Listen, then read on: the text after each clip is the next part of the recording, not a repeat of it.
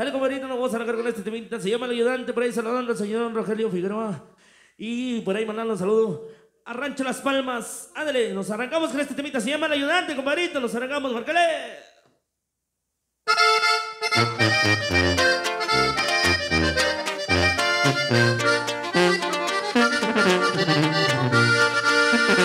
Un tiempo fui campesino y desde muy niño me enseñé a sembrar.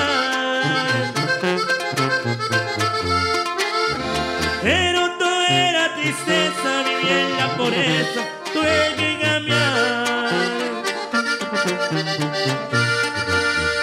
Me convertí en traficante, primero ayudante de un hombre famoso. Pero cambiaron las cosas, la vida es curiosa, hoy soy poderoso. Así anduve trabajando allá por Durango y por Zacatecas. Por muchos otros lugares, allá por Nogales, también Agua Prieta.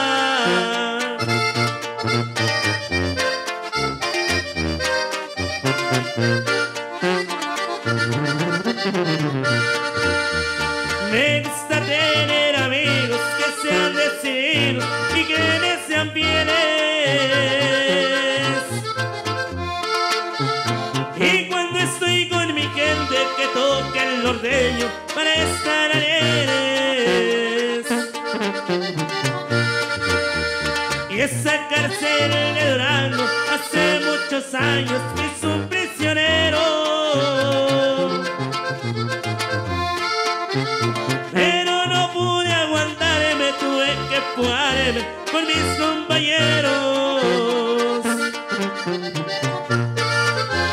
Cantando ya me despido del rancho querido que me vio nacer. Ese rancho de La Palma tengo muchas ganas de volver.